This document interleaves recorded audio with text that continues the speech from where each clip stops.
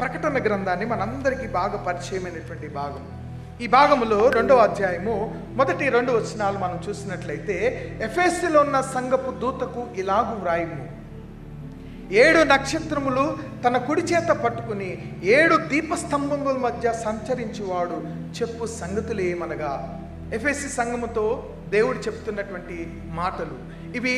దేవునికి ఆ సంఘముతో ఉన్న అనుభవాలు, ఆ సంఘము కొరకైనటువంటి ఒక విశ్లేషణాత్మకమైనటువంటి వివరణ. ఏమి వివరిస్తున్నాడు దేవుడు ఆ సంఘాన్ని? నీ క్రియలను, నీ కష్టమును, నీ సహనమును నేనెరుగుదును. నీవు దుష్టులను సహింపవలననియు అపోస్తులు కాకయే తాము అపోస్తులమని చెప్పుకొని వారిని పరీక్షించువారు అబద్ధికులని నీవు కనుగొంటివనియు.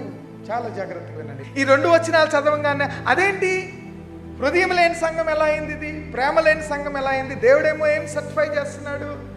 నువ్వు చాలా, నీ క్రియలు బాగున్నాయి, నీ పనులు బాగున్నాయి. నువ్వెంత అనాలిసిస్ చేస్తావంటే ఎవడు అబద్ధికుడో, ఎవడు సత్యవంతుడో, ఎవడు అపోస్తులు కాడో నువ్వు చూస్ చేయగలవు, నువ్వు గమనించగలవు, నువ్వు లెక్క పెట్టగలవు. ఇది కేవలము ఒక పురాతనమైన సంఘానికి రాసిన లేఖ మాత్రమే కాదు. ఇది ప్రతి యుగములో ప్రతి సంఘానికి, ప్రతి విశ్వాసికి ఆపాదింపబడేటువంటి వాక్య భాగం, ఆపాదింపబడే